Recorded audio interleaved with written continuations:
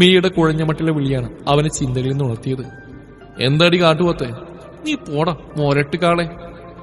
എന്ത് ക്ഷീണാണെങ്കിലും അഹങ്കാരത്തിന് കുറവില്ല അല്ലേ മോളെ? ഇല്ലല്ലോ. കുറവ് വരുത്തുന്ന എങ്ങാനും നന്നായാലോ? ഡാ ഗോപെ, സംസാരിച്ചിരിക്കാൻ കുടിക്കുന്നതിൽ മേടിച്ച് കാണാം.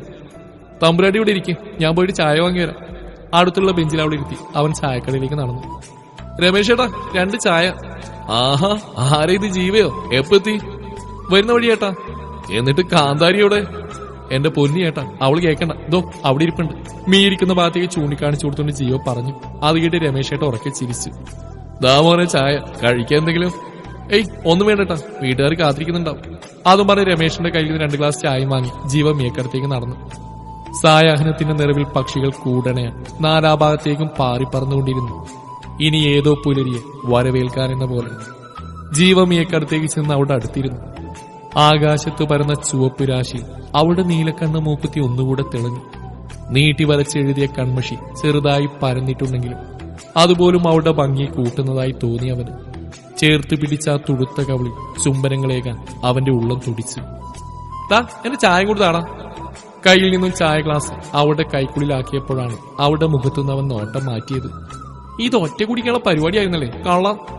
ദേവണ്ണ, എനിക്കുള്ള ഞാൻ വാങ്ങിച്ചിട്ടുണ്ട്. ആർക്ക് വേണം നിന്റെ ചായ? പരിഭ്രമം മറച്ചു പിടിച്ചുകൊണ്ട് അവൻ അവളെ പുച്ഛിച്ചുകൊണ്ട് നേരെയിരുന്നു. ഇനിയിപ്പൊ അങ്ങനെയൊക്കെ പറയാലോ, അവനെ ഉളിയണ്ണിട്ട് നോക്കിക്കൊണ്ട് അവൾ പറഞ്ഞു. ഡേഡി, നീ എന്റെ കയ്യിൽ നിന്ന് മേടിക്കുവേ? ആണോ? ജീവ മീയെ തല്ലിയോ?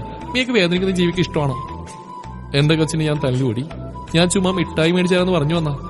ഓടാ കടുവേ, നീ പൊടി ഈനാമ്പേച്ചി. ഡാ, അത് പറഞ്ഞ് മീയെ ജീവയെ തല്ലാമെന്ന് ജീവ അവിടുന്ന് എണീറ്റ് ഓടി. പുറകെ മീയും കയ്യിലുള്ള ബാഗും തൂക്കി മീ ആ പാടവരമ്പിലൂടെ ജീവയ്ക്ക് പിന്നാലെ ഓടി. ആ ഓട്ടം ചെന്ന് അവസാനിച്ചത് മീയുടെ വീടിന് മുമ്പിലായിരുന്നു. ഇന്ദ്രപ്രസ്ഥം എന്നെഴുതിയ ആ വലിയ ഗേറ്റിന് മുമ്പിൽ 2 പേരും ഓടിക്കിതച്ച് വന്നു നിന്നു. എന്റെ ജീവ, എന്തൊരു ഓട്ടാണ് നീ! ഇതൊക്കെ എന്ത്? മോളിനി കാണാൻ കിടക്കുന്നല്ലേ ഉള്ളൂ. നിന്നോട് കളിക്കാൻ ഞാനില്ല മോനെ. അയ്യേ, അപ്പോഴേക്കെന്റെ മേക്കുച്ച് ക്ഷീണിച്ചു പോയോ? അല്ല, നിന്റെ അച്ഛൻ പത്മനാഭപിള്ള ഇതെവിടെ പോയി? പുറത്തേക്കും കാണുന്നില്ലല്ലോ. ഗേറ്റ് തുറന്ന് അകത്തേക്ക് നടക്കുന്നതിനിടയിൽ ജീവ മീയോട് ചോദിച്ചു. ഓ, അകത്ത് അമ്മയിട്ട് സൊള്ളിക്കൊണ്ടിരിക്കുകയായിരിക്കും. ഇനിയിപ്പോ പുറത്തിറക്കാൻ എന്തോ ഒരു വഴി? അതിനൊക്കെ വഴിയുണ്ടല്ലോ. വല്ല കുരുട്ടുപുതി ഇറക്കലേ മോളെ. ദാ, ഏയ് ചുമ്മാ. ഓ മതി, ഓവറാക്കണ്ട. മതിയല്ലേ, നിർത്തി. നീ ആദ്യം അങ്ങനെ പുറത്തിറക്കും. നിന്നെ അങ്ങേരെ ഏൽപ്പിച്ചിട്ടുള്ളൂ എനിക്ക് വീട്ടിൽ പോവാൻ. അതിനിപ്പോ ഒരു പണിയില്ല, എപ്പോ വിളിച്ചത് ചോദിച്ചാ പോരെ. അതും പറഞ്ഞ് മീഡിയ നീട്ടി വിളിയായിരുന്നു. അച്ചോ! വിളിയുടെ പവർ കാരണം അടുത്തുനിന്ന് ജീവ പോലും ചെവി പൊത്തിപ്പോയി. ഡി പോത്തെ ആളലറുന്ന പോലെ അലറ നിന്നോട് പറഞ്ഞോടി. അത് പിന്നെ ഇങ്ങനെ വിളിച്ചാൽ ഇറങ്ങി വരും. അകത്തുള്ളവര് പുറകു വഴി ജീവനും കൊണ്ട് ഓടിക്കാണും. ആണല്ലേ? ഒരു കൊട്ടങ്ങ് വെച്ചെന്നാളുണ്ടല്ലോ. അപ്പോഴേക്കും മീയുടെ അച്ഛൻ ഡോറിന്ന് പുറത്തു വന്നിരുന്നു. അച്ഛാ, ഞാൻ എത്തി. അതും പറഞ്ഞ് മീ ഓടിപ്പോയി അച്ഛനെ കെട്ടിപ്പിടിച്ചു. ഓ, പാശി അമർന്ന പോലെയുള്ള കരച്ചില് കേട്ടപ്പോഴേ ഞാൻ ഊഹിച്ചതാ നീ അഴിക്കുന്നു. അത് കേട്ടതും ജീവ അപ്പുറന്ന് വായുവത്ത് ചിരിക്കാൻ തുടങ്ങി. ഓ, കയറി എന്റെ നെഞ്ചത്ത് വരെ കയറിയല്ലേ. നിങ്ങൾ കാണാനുള്ള കൊതി കൊണ്ട് ഓടി വന്ന മീയെ നിഷ്കുവായി പറഞ്ഞതും കള്ളക്കരച്ചിന് തുടങ്ങി. അതോടെ അച്ഛൻ ഫ്ലാറ്റ്. ജീവക്ക് നന്നായിട്ട് അവിടെ അഭിനയം മനസ്സിലായിരുന്നു. അച്ഛയുടെ പൊന്നിന് അച്ഛൻ അങ്ങനെയൊക്കെ പറയോ? ചുമ്മാ തമാശക്ക് പറഞ്ഞാണ് നീ. ആഹാ, കൊച്ചു തമ്പുരാട്ടി ലാൻഡ് ചെയ്തോ? അകത്തുനിന്ന് അമ്മയും കൂടി ഇറങ്ങി അവൾക്കിട്ട് താങ്ങിയതോ പെണ്ണിന്റെ മുഖം കടന്നൽ കുത്തിയ പോലെ വീർത്തു. ജീവ പൊട്ടി വന്ന ചിരി കടിച്ചു പിടിച്ചു നിന്നു. അത് നല്ലപോലെ മീയെ കാണുകയും ചെയ്തു. അവൾ അവന് നേരെ ചുണ്ടനക്കി. അവൻ നന്നായിട്ടൊന്ന് വിളിച്ചു കാണിച്ചു. മോൻ കയറുന്നില്ലേ? മീയുടെ അമ്മ അവളെ ഒന്ന് മൈൻഡ് പോലും ചെയ്യാതെ ജീവയെ നോക്കി ചോദിച്ചു. അപ്പോഴേക്കും മീയ ആകെ കലിതുള്ളി ഭദ്രകാളി വേർഷനായിരുന്നു. ഇല്ലാണ്ടി, ഞാൻ പിന്നെ വരാം. ജീവ അവർ നോക്കി ചിരിയോടെ പറഞ്ഞു. അല്ലേലും നമ്മളെന്നൊരു പട്ടിയുടെ വില പോലും ആർക്കും ഇല്ല. ഒരു മോ വന്നേക്കുന്നു. മീ അമ്മയെ നോക്കി പുച്ഛിച്ചുകൊണ്ട് പിറുവിറുത്തു. മീയുടെ അമ്മ ഉള്ളിലൊതുക്കിയ ചിരി അടക്കി പിടിച്ചു നിന്നു. അങ്കിൾ, ഞാൻ ഇറങ്ങുവാ. ശരി മോനെ, നാളെ ഇങ്ങോട്ട് ഇറങ്ങുക. ആ ശരി അങ്കിൾ. ഭദ്രകാളി, ഡേയ് പോയിട്ട് വരാവേ. നീ പൊടക്കുറങ്ങാം. അത് കേട്ടിട്ട് തിരിച്ചൊന്നും പറയാതെ ഒരു ചിരിയോടെ ജീവ ഗേറ്റ് കിടന്ന് റോഡിലേക്ക് ഇറങ്ങി. ചുറ്റിനും ഇരുകൾ വീണ് തുടങ്ങിയിരുന്നു. വീട്ടിലേക്ക് നടക്കുമ്പോൾ താനും മീയും ഓടിക്കളിച്ച ഓരോ സ്ഥലവും കാണുന്ന ജീവ അത്രമേൽ സന്തോഷിച്ചു. അപ്പോഴും പേരറിയാത്ത എന്തോ ഒരു നോവ് അവനെ കുത്തി നോവിച്ചിരുന്നു. അവൻ പോലും അറിയാതെ വീടിന്റെ ഗേറ്റ് കടക്കുമ്പോൾ തന്നെ കാത്തുന്ന പോലെ അമ്മ ഉമ്മറത്തിന് നിൽപ്പുണ്ടായിരുന്നു. അച്ഛൻ പോയാൽ പിന്നെ ഞങ്ങളുടെ പടിപ്പുര വീട് ആകെ ഉറങ്ങിപ്പോയിരുന്നു. ഞാനും അനിയനും പിന്നെ അമ്മയിലേക്കും ചുരുങ്ങി. പിന്നീട് അമ്മയാണ് ഈ വീടിന് ഉണർത്തിയത്. അമ്മ ഒരു സ്കൂൾ ടീച്ചറാണ്. അച്ഛന്റെ കുറവ് ഞങ്ങൾ ഇതുവരെ അറിയിച്ചിട്ടില്ല. അമ്മേ! ഉമ്മറത്തേക്ക് കയറി ഞാൻ അമ്മയെ ചുറ്റിപ്പിടിച്ചുകൊണ്ട് വിളിച്ചു. എന്റെ കുഞ്ഞ്, യാത്രയൊക്കെ സുഖമായിരുന്നോടാ? സുഖമായിരുന്നു. അമ്മേ, അബിക്കുണ്ട് എന്തിയെ? അവനകത്തുണ്ട്. നീ പോയി ഫ്രഷായി വാ, ഞാൻ കഴിക്കാൻ എടുത്തു വെക്കാം. അമ്മക്ക് കവളിയിൽ ഉമ്മയും നൽകി ഞാൻ ഫ്രഷ് ആ മുകളിലെ തന്നെ മുറിയിലേക്ക് പോയി.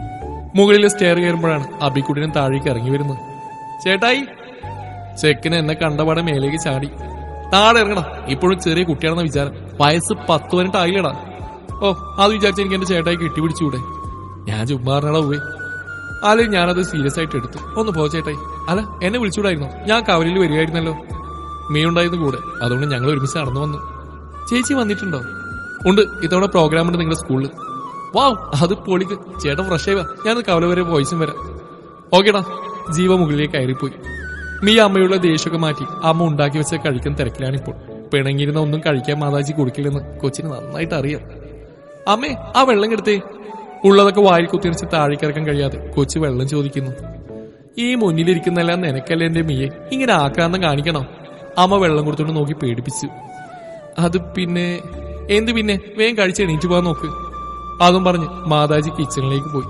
മിയ വീണ്ടും കഴിച്ചു തീർക്കാനുള്ള തിരക്കിലേക്കും. മാസങ്ങൾക്ക് ശേഷം തന്റെ മുറിയുടെ ഡോറിനകത്തേക്ക് കടന്നു.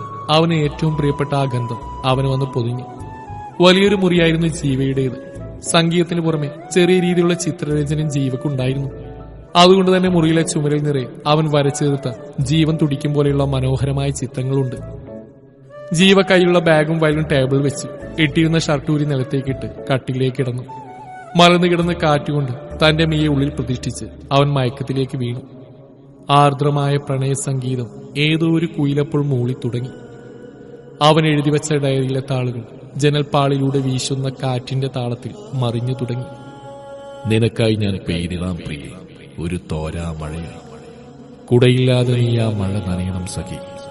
അതിരുകളില്ലാത്ത നിന്നോടുള്ള എന്റെ പ്രണയത്തിന്റെ നീർമുത്തുകളാണവ. ജീവയും മീയും നാട്ടിലെത്തിയിട്ട് 2 ദിവസം കടന്നുപോയി. ഇന്നാണ് സ്കൂളിൽ പ്രോഗ്രാം ഉള്ളത്. നാട്ടിലെ ജീവയുടെ സംഗീത ടീമിനെ അവൻ നേരത്തെ തന്നെ വിളിച്ച് റെഡിയാക്കിയിരുന്നു.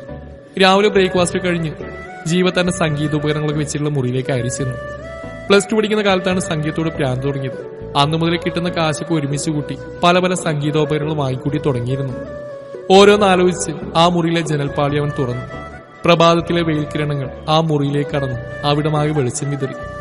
മുറിയിലെ ചുമരിന്റെ ഒരു ഭാഗം അവൻ കർട്ടൻ വെച്ച് മറച്ചിരുന്നു. അവൻ കർട്ടൻ പതിയെ നീക്കി. അവിടെ തെളിഞ്ഞു വന്ന മീയുടെ ചിത്രത്തെ അവന് നോക്കി. സൂര്യനേക്കാൾ പ്രകാശമാണ് അവൾ എനിക്ക്, എപ്പോഴും മനസ്സിൽ നിറഞ്ഞു നിൽക്കുന്ന സൂര്യൻ. ആ ചിത്രത്തിലൂടെ അവനും തലോടി. നീ എന്നിൽ അണയും പ്രിയേ, വീർപ്പുമുട്ടും ഹൃദയ കൂടാരത്തെ നിൻ പ്രണയമഴയിൽ പൊഴിച്ചിടാം.